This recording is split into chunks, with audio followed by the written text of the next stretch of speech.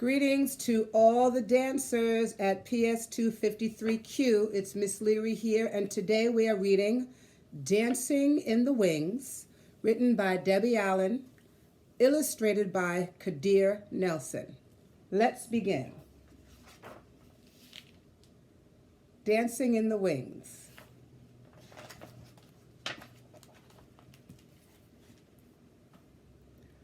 Ever since I was born and could see, everywhere I looked, I saw dance.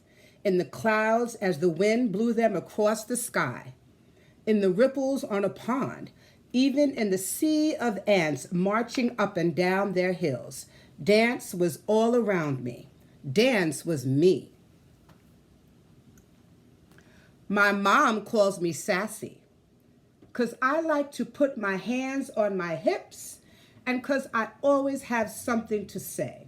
Well, if you had feet as big as mine, you'd understand why.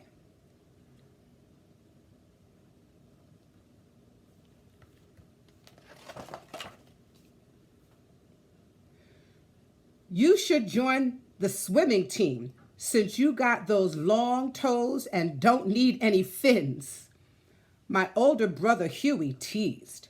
I shot right back. At least I don't have that big forehead looking like a street lamp. Mama said, "Stop all that bad talk. You act so ugly sometimes. Huey, your big head is a sign of intelligence. And Sassy, your big feet will make your legs look longer and prettier in your ballet shoes."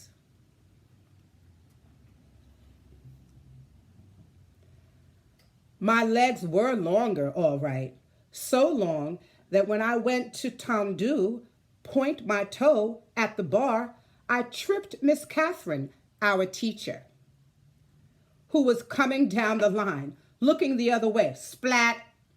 She landed under the piano, her legs up in the air. Ooh, it was so funny.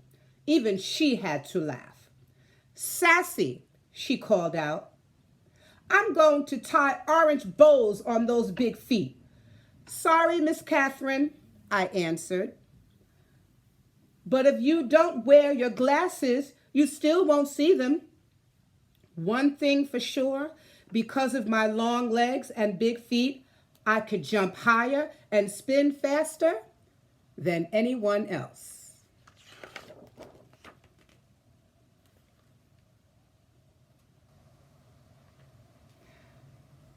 I was taller than the rest of the kids at school, even the boys. At our recitals, all the other girls got to dance solos and duets and wear pretty tutus. I was too big for the boys to pick up and too tall to be in the line with the other girls. So I watched from backstage, dancing in the wings, hoping that if I just kept dancing and trying, it would be my turn to dance in the spotlight.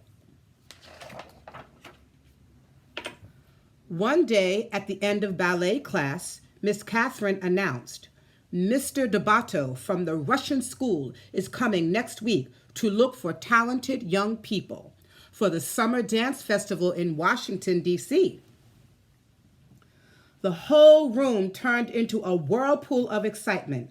As the sign-up sheet was posted, everyone wanted to try, especially me.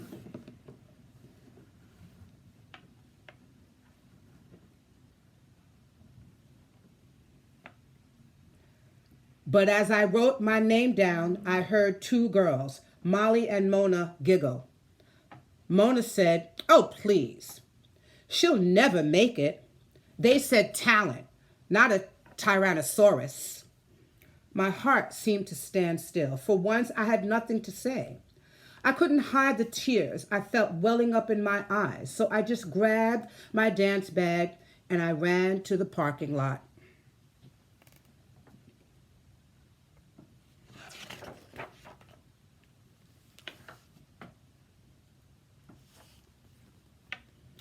I heard a familiar horn honk and turned to see my Uncle Red in his bright green pickup truck, Uncle Red had the whitest, tight, curly hair, smelled of cigars, and every day wore something red. A tie, a hat, a shirt, socks, maybe even his shoestrings, just something red. Why, of all days, did Mama have to send him to pick me up? Why today? I was not in the mood for his jokes or stories, but I quickly tried to dry my eyes and smile.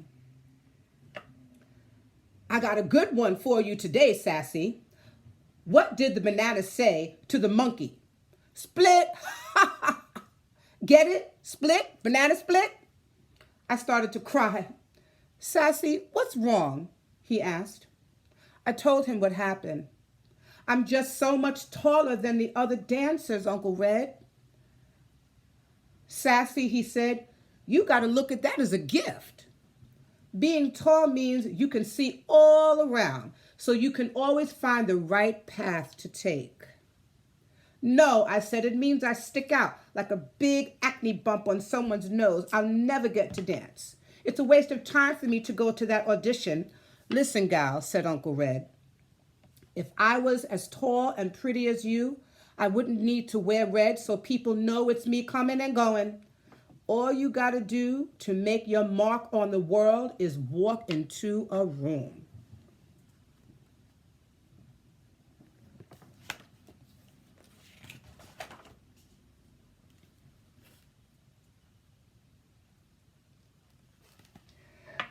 By the time I got home, Uncle Red had cheered me up, had me laughing and feeling better. As I got out of his truck, he waved goodbye, calling out, "Make your mark, gal!" Huey and his football friends stopped playing. Huey yelled out, "Hey, Sassy, why don't you come and play with us? We need a goal post." His little, mean, ugly friends laughed.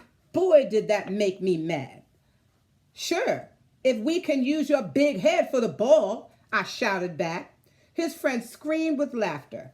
Huey got so mad he turned red, looking like a tomato with that big head. Ha!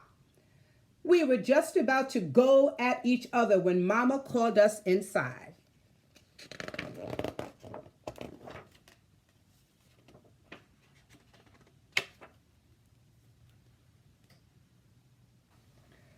Late that night, I lay awake, staring out my window and thinking about Uncle Red's words. I could see myself dancing on the Milky Way, swirling like a twinkling shooting star. Next thing I knew, I was talking to myself out loud. I'm going to that audition, my big feet and all.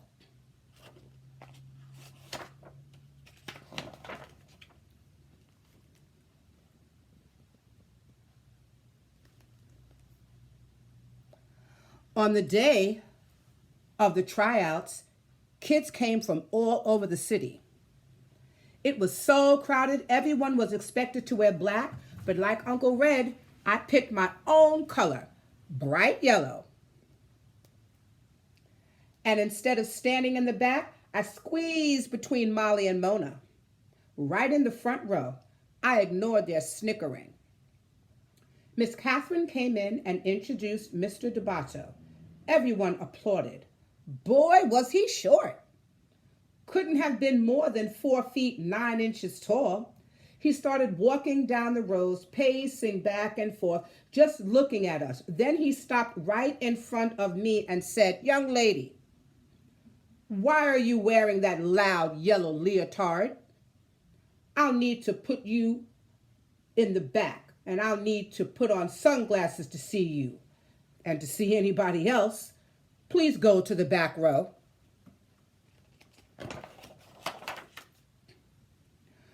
Molly whispered, "See ya, wouldn't want to be ya." At least he noticed me, I snapped. I put my hands on my hips and walked to the back. The first round of the audition was center floor exercises. Mr. Debato walked around prodding and poking, making corrections. He stopped once and looked right at me, but didn't say anything.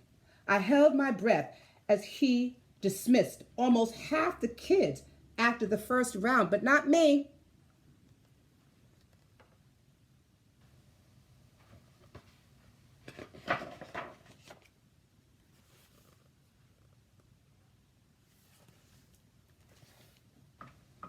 Next was the adagio, the slow section. I stood as close to Mona as I could get and whispered, "Your little skinny short legs are going to look like chicken wings next to mine." "I'd rather look like a chicken than a turkey, like you with that long neck," she answered. "Talk to the hand," I told her. I took my leg up so high, it got stuck. Luckily, I could balance on my other big foot, so I just held it until Mr. Dobato remarked, "Young lady, the exercise is finished." "Oh," I jumped out of position. "Show off." Molly grunted. "Gobble, gobble," Mona imitated a turkey. Then came the leaps across the floor. I took off like Jackie Joyner-Kersee in the long jump at the Olympics. With one leap, I sailed in the air past all the other girls.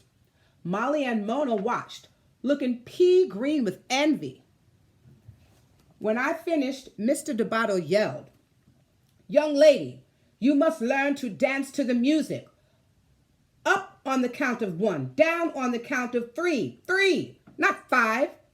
You have the rhythm of a troglodyte. Again." I was crushed. As I passed Mona to get back in the line, she said, "Next time, bring your big butt down by the 3. "You?" I said. "Ooh, did I wish I was a wizard. I'd turn them into 2 big fat frogs in tutus, trying to hip hop."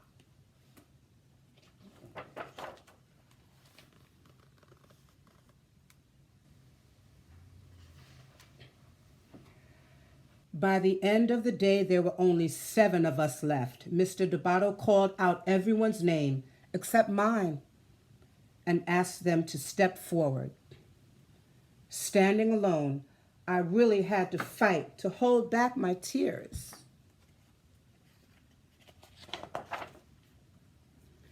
Then I heard him say, "Thank you all for coming today. Keep working, keep trying. You are dismissed." Mr. Dobato said to me, "Sassy, you have a great deal of potential. You have beautiful long arms and legs, but you flail about with no control. You must learn to use your feet better and timing. We have a lot of work to do when you come to Washington this summer. But please leave that loud yellow leotard at home. All you need to do to be noticed is walk into a room." Dismissed. He walked out. Jumped in and shouting, I ran to the parking lot. I made it, Mama, I made it." Guess who was there to pick me up? Mama, Uncle Red, Huey, and half his football team, piled in the back of the green truck on their way to a game. Everyone was so proud of me, even Huey. "You go, Miss Bigfoot." "Thank you, Mr. Big Head," I said, and we all laughed.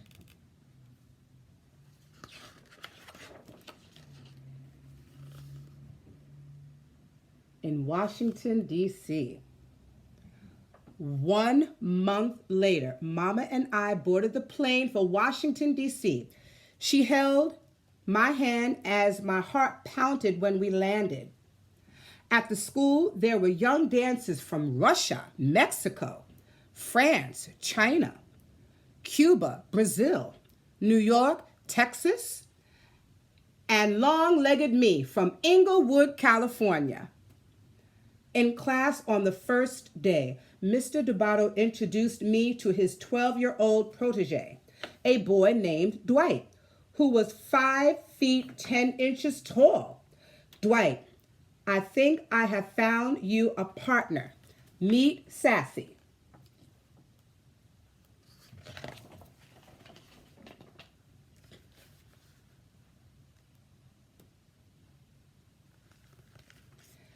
Mama was right. Being tall wasn't so bad after all, and neither was having a big head. By the end of the summer, Huey had won the grand prize at Space Camp in Alabama, and I got to dance a duet with Dwight in the summer concert. When Dwight lifted me high in the air, I felt like I was dancing on the Milky Way. Me and my big feet making my mark on the world.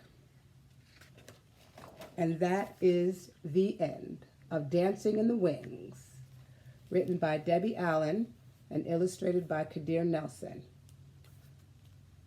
Goodbye, everyone. I hope you enjoyed this story. Look on our PS253 website for all of your lessons and more lessons concerning Dancing in the Wings and other stories. We love you and we miss you. Bye.